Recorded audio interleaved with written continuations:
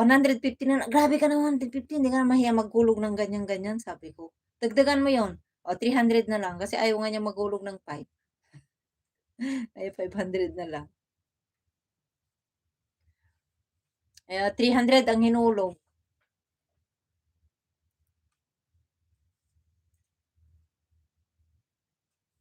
Okey na 'yun, maganda ano ba yung sinulat mong kanta?